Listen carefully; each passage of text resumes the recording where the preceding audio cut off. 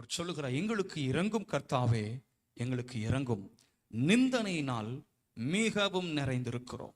சுகஜீவிகளுடைய நிந்தனையினாலும் அகங்காரிகளுடைய இகழ்ச்சியினாலும் எங்கள் ஆத்துமா மிகவும் நிறைந்திருக்கிறது என்று சொல்லுகிறதை நாம் பார்க்கிறோம்.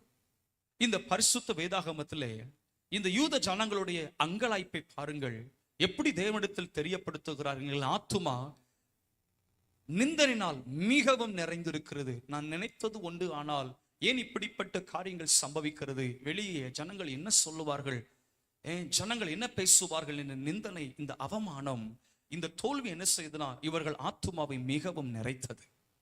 அந்த நிலைமையில தான் இவர்கள் பரலோகத்தில் வாசமா இருக்கிறவரே, உம்மிடத்திற்கு என் கண்களை நான் ஏறெடுக்கிறேன், எனக்கு இறங்கும் கர்த்தாவே, எங்களுக்கு இறங்கும். சுக ஜீவிகளுடைய நிந்தனையினாலும் அகங்காரிகளுடைய இகழ்ச்சினாலும் எங்கள் ஆத்துமா மிகவும் நிறைந்திருக்கிறது. இந்த சுக ஜீவிகள் சுகபோகமா வாழ்றவங்க ரொம்ப கத்தரை தேட மாட்டாங்க. ஆனா ஆண்டவருடைய பிள்ளைகளுக்கு எதிராக, குடும்பங்களுக்கு எதிராக பலவாறு பேசுவாங்க.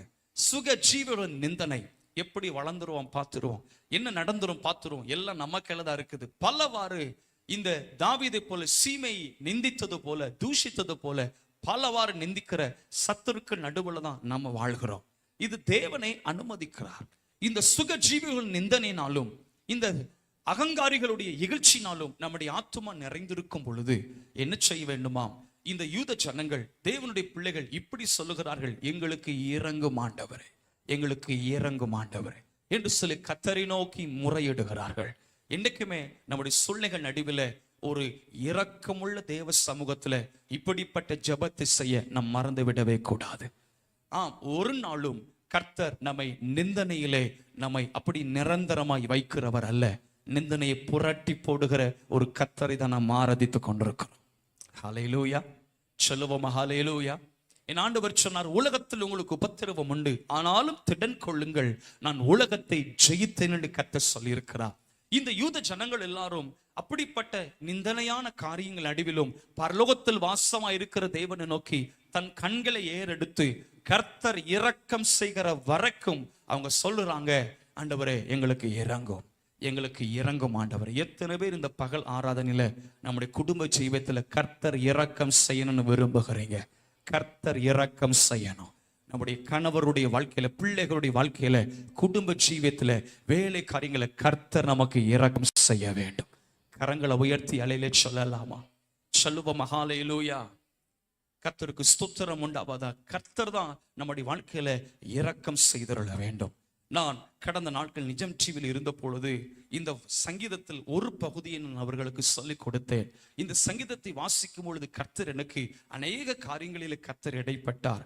கிருபை என்பது வேறு, இரக்கம் என்பது வேறு.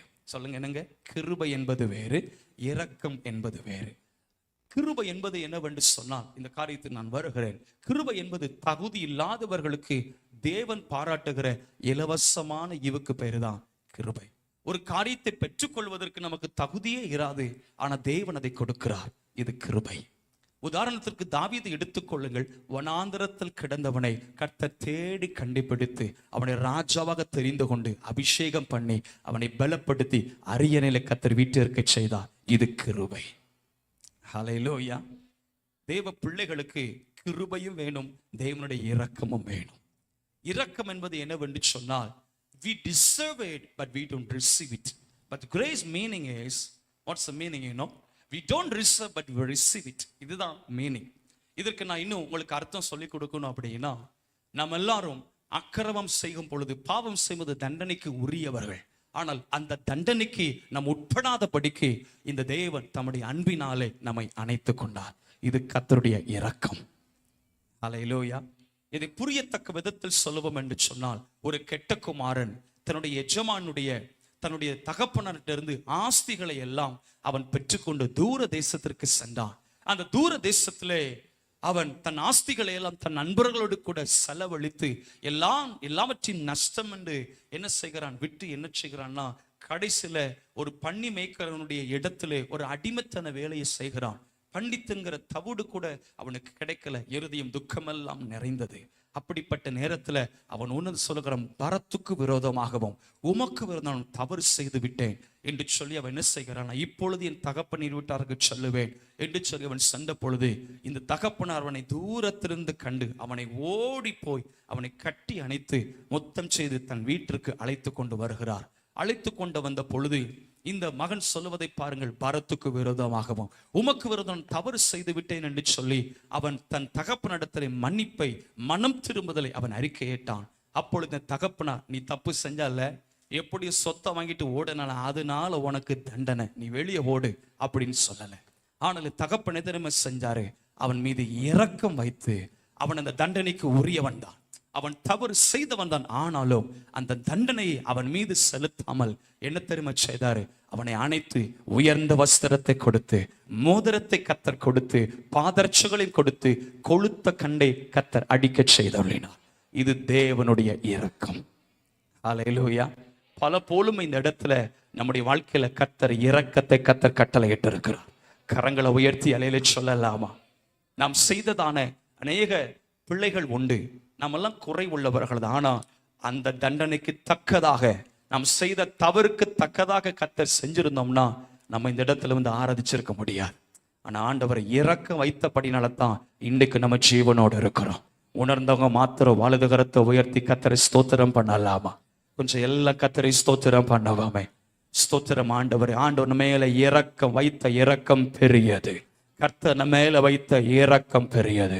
கரங்களை உயர்த்தி சொல்லுவோமா? ஹல்லேலூயா, ஹல்லேலூயா. இன்னும் கூட சொல்ல முடியும், இந்த தாவீதுனுடைய வாழ்க்கையில கூட பாருங்கள், ஒரு முறை பிசாசினால் ஏவப்பட்டவனாக ஜனத்தொகையை அவன் தொகையிடுவதற்காக ஆட்களை அனுப்பினான். ஆண்டவர் தன் படைத்தலைவனை வைத்து கூட பேசியும் கூட அவன் கேட்கவில்லை. ஜனத்தொகையை என்ன அவன் ஆரம்பித்தான். இது கர்த்தருடைய பார்வைக்கு பிரியமில்லாமல் போயிற்று. அப்பொழுது தேவனாகிய கர்த்தர் அவனுக்கு கொடுத்த தண்டனை என்ன தெரியுமா? 3 வருஷம் கொள்ளை, அதாவது பஞ்சமோ, இல்லென்றால் 3 மாதம் சர்வ சங்காரமோ, இல்லை 3 நாட்கள் கொள்ளை நோயோ, எது வேண்டும் என்று கர்த்தர் கேட்கிறார். அவ்வளவு தண்டனைக்கு உள்ளான பொழுது இவன் மௌனமா இருக்கிறான். அந்த நிமித்தம் பாருங்கள், அவனுடைய ஜனங்கள் எல்லாரும் அழிக்கப்பட்டார்கள். கொள்ளை நோயினால் 3 நாட்களாக பலவர் பாதிக்கப்பட்டார்கள். அவர் சொல்லுகிறான், கர்த்தாவே உம்முடைய இரக்கங்கள் மகா பெரியது, உம்முடைய இரக்கங்கள் மகா பெரியது என்று சொல்லி என்ன செய்கிற ஆண்டவர்கிட்ட அவன் விழுந்து கேட்ட பொழுது, ஆண்டவருடைய கரத்தில் விழுவமாக என்று தன்னை தாழ்த்தின பொழுது தேவன் அவனுக்கு மனம் இறங்கினார். மீண்டும் தான் செய்ய நினைத்த அந்த வாதைகளை கர்த்தர் நிறுத்தி போட்டார். அவனுடைய ஜெபத்தை கர்த்தர் கேட்டு அவன் ஸ்தானத்திலே கர்த்தர் நிலை நிறுத்தினார். இன்றைக்குமே தேவனுடைய இரக்கத்திற்காக நமக்கு கெஞ்சணும். இத்தனை பேர் இந்த இடத்துல கூடி வந்திருக்கிறீங்க. தேவன் நமக்கு இறங்கணும். எத்தனை பேர் விரும்புகிறீங்க? எத்தனை பேர் விரும்புகிறீங்க? எனக்கு அவர் இரக்கம் செய்யணும், எனக்கு கர்த்தர் இரக்கம் செய்யணும், நம்முடைய குடும்பத்துக்கு கர்த்தர் மனம் இறங்கணும், ஏதோ ஒன்றை கர்த்தர் செய்தருள வேண்டும். அவருடைய இரக்கம் சாதாரணமானது அல்லங்க. 2 பேர் தேவ சமூகத்துல ஜெபிக்க போறாங்க. ஒன்று ஆயக்காரன், இன்னொன்று பரிசேயன்.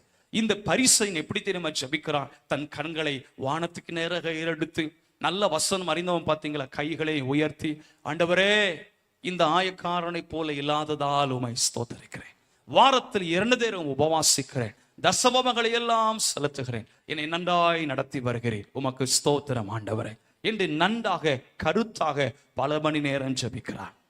2 ஜெபங்களும் கேட்கப்பட்டது. ஆனால் யாருக்கு திரும்ப பதில் கிடைத்தது? இந்த ஆயக்காரனுடைய ஜெபத்திற்கு பதில் கிடைத்தது. என்ன நடந்தது என்று சொன்னால், அவனை கர்த்தர் நீதிமானாய் மாற்றினார். இந்த ஆயக்காரனை நீதிமானாய் மாற்றினார். அப்போ இந்த ஆயக்காரன் ஜெபிப்பொழுது have mercy on me என்று ஆங்கிலத்தில் சொல்லப்பட்டிருக்கிறது. have mercy on me Lord, உங்க என் மேல இரக்கமாயிரும் என்று சொல்லி ஜெபிக்கிறதை பார்க்கிறோம். ஆண்டவருடைய இரக்கத்துக்கு நம்ம கெஞ்சும் பொழுது நான் விசுவாசிக்கிறேன், அவர் நம்முடைய வாழ்க்கையில கிரியை செய்ய வல்லவராயிருக்கிறார். உங்க குடும்பங்களிலும் கிரியை செய்ய வல்லவராயிருக்கிறார். நம்ம இந்த யூத ஜனங்களை போல பாருங்கள், இந்த 121ஆம் சங்கீதம் முழுவதும் தங்கள் அங்கலாய்ப்பையும் தங்களுடைய ஜெபத்தையும் தேவ சமூகத்தில் செலுத்துகிறாங்க. வேலைக்காரனுடைய கண்கள் எஜமான் கையை நோக்கி இருக்குமா போல, வேலைக்காரியனுடைய கண்கள் அந்த எஜமாட்டின் கையை நோக்கி இருப்பது போல எங்கள் கர்த்தர் எங்களுக்கு கிரியை செய்கிற வரைக்கும், இரக்கம் செய்கிற வரைக்கும் எங்கள் கண்கள் அவரை விட்டு விலகுவது இல்லை. எத்தனை பேர் இந்த இடத்துல குடும்பமா சொல்ல முடியும், அவர் எங்க குடும்பத்துக்கு இறக்க செய்கிற வரைக்கும் என் கண்கள் அவர் மேல் நோக்கமா இருக்கிறது, எங்க கண்கள் அவர் மேல் நோக்கமா இருக்கிறது. கரங்களை உயர்த்தி அலையில சொல்லலாமா? கர்த்தர் இறக்கம் செய்யணும், நம்ம குடும்பத்துக்கு கர்த்தர் இறங்கணும். ஒரு ஒரு வேதத்துல பார்க்கிறோம், ஒரு சக்கரியா எலிசபெத் குடும்பத்துக்கு கர்த்தர் இரக்கத்தை விளங்க பண்ணினார்.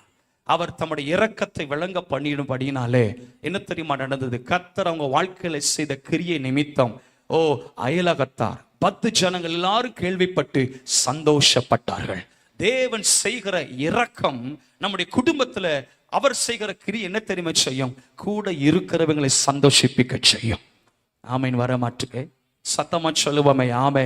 நான் விசுவாசிக்கிறேன், இந்த நாட்களில கர்த்தர் உங்களுக்கு செய்ய போகிற கிரியை நிமித்தம் கூட இருக்கிறவர்கள் சந்தோஷப்படுவார்களாக. அவர் அதனிதன் காலத்திலே நேர்த்தியாய் செய்கிற தெய்வன். அவரால் செய்யக்கூடாத காரியம் ஒன்றுமே இல்லை. ஹல்லேலூயா, ஹல்லேலூயா. எத்தனை விசுவாசிக்கிறீங்க? என் தேவனால எல்லாம் கூடும். அவர் தம்முடைய இரக்கத்தினாலே என்னை நினைத்தருளுவார். அல்லேலூயா சொல்லலாமா? பாருங்கள், ஒரு பர்திமேயு குருடனை பாருங்கள். அவன் வழியோரத்திலே பிச்சை கேட்டு கொண்டிருந்த ஒரு மனிதன். அப்பொழுது வழியருகே இயேசு கிறிஸ்து போகிறார் என்று கேள்விப்பட்ட பொழுது உடனடியாக அவன் கேள்விப்பட்டு என்ன செய்கிறான்னா, தாவீதின் குமாரனே எனக்கு இறங்கும் என்று கூப்பிடத் தொடங்கினான். அந்த இருளான சூழ்நிலைகளும் கஷ்டத்தின் நடுவிலும் அவனுக்கு எதுவுமே தெரியல. ஆனாலும் தேவனை நோக்கி முறையிடுகிறான், எனக்கு இறங்கும் ஆண்டவரே, எனக்கு இறங்கும் என்று சொல்லி முறையிட்ட பொழுது கூட இருக்கிறவங்க எல்லாம் அல்லல் தட்டுறாங்க. சத்தம் இடாத, ஏன் இவ்வளவு சத்தம் போடுற? வேதம் சொல்லுகிறது, அவன் முன்னிலும் அதிகமாய் கோப்பிட்டான், எனக்கு இறங்கும் ஆண்டவரே என்று அந்த தாவீதின் தேவனை நோக்கி, அந்த தாவீதின் குமாரனாகிய கர்த்தராக இயேசு கிறிஸ்துவை நோக்கி அவன் கூப்பிட தொடங்கினான். பாருங்கள், இயேசு அவனுக்காக நின்றார். அவனுடைய கூப்பிடுதலுக்கு செவி சாய்த்தருளி அவனுக்காக நின்று அவனை அழைத்து வர சொல்லி அவன் இருளை கர்த்தர் வெளிச்சமாய் மாற்றினார். என்றைக்குமே அங்கலாய்ப்போடு நிந்தைனாலும் இகழ்ச்சினாலும் நம்முடைய வாழ்க்கை நிறைந்திருந்தாலும் இந்த யூதர்கள் தேவ ஜனங்கள் செய்த ஜெபங்களை போல எங்களுக்கு இறங்கும் ஆண்டவரே, எங்களுக்கு இறங்கும் என்று ஜெபிக்கும் பொழுது நம்முடைய தேவைகள் நடுவிலும் நம்முடைய ஜெபங்களும் கர்த்தர் இறங்கி கிரியை செய்ய அவர் உண்மை உள்ளவராய் இருக்கிறார். கரங்களை உயர்த்தி சத்தமா அல்லேலூயா சொல்லலாமா? சொல்லுவோமா ஹல்லேலூயா? இந்த சங்கீத பகுதியில நீங்கள் எந்த நிலைமையில நீங்க இருக்கிறீங்களோ எனக்கு தெரியாது. நீங்க ஒருவேளை பல சூழ்நிலைகள் நீங்கள் அகப்பட்டிருக்கலாம், பல நிந்தனைகளிலும் அகங்காரிகளுடைய இகழ்ச்சினாலும் நீங்கள் முன்னேறி கொண்டிருக்கலாம், ஒரு செயல்பாடும் இல்லாமல் நீங்கள் போய் கொண்டிருக்கலாம், நீங்க பலவாறு ஜெபித்துக் கொண்டிருக்கலாம். ஆனா இந்த நாளில ஆண்டவரே எனக்கு இறங்கும் என்று சொல்லி நீங்க தேவ சமூகத்துல நீங்க உங்களை தாழ்த்தி ஜெபிப்பீங்கன்னா நான் விசுவாசிக்கிறேன், தேவனுடைய கிரியை உங்கள் மத்தியில் வெளிப்படும். தேவனுடைய கிரியங்கள் மத்தியில் வெளிப்படும். வேத வசனத்திலிருந்து சொல்லிக் கொடுக்கிறேன், என் சத்தியம், தேவனுடைய சத்தியம் ஒரு நாளும் பொய்யுரையாது. அவர் வல்லமை உள்ளவர், அவர் அற்புதம் செய்கிற தேவன், இரக்கத்தில் ஐஸ்வர்யம் உள்ள தேவன் அவர். நம்ம என்ன செய்யணும்? இரக்கத்துக்காக கர்த்தருடைய சமூகத்தில் நிற்கணும். ஒரு மனாசே என்ற ஒரு தாசன், ஒரு ராஜா தன் பார்வைக்கு விருப்பமானபடி பொல்லாப்பான காரியங்களை நடப்பித்து வந்தார். கர்த்தர் பலமுறை சொல்லி பார்த்தார், கேட்கல. அசரிய ராஜாக்களை கர்த்தர் எழுப்பி அவனை பாபிலோன் தேசத்திலே விலங்குகள் போடப்பட்டவனாய் சிறையிருப்புக்கு சென்றார். அப்பொழுது அந்த விலங்குகள் போடப்பட்டவனாய் இருளிலும் அந்தகாரத்திலும் இகழ்ச்சியிலும் நிந்தனையிலும் அந்த சிறையிருப்பில் கிடக்கும் பொழுது தன் தேவனை நோக்கி கெஞ்சி அவன் ஜெபிக்கிறான், எனக்கு இறங்கும் ஆண்டவரே, எனக்கு இறங்கும் ஐயா, என்னால முடியல, நான் செய்து பார்த்த முடியல, என் தவறுகளை மன்னியும் என்று தன்னை தாழ்த்தி தேவனுடைய இரக்கத்திற்காக அப்படி கிரியைக்காக ஜெபித்த பொழுது என்ன ஆச்சரியம்!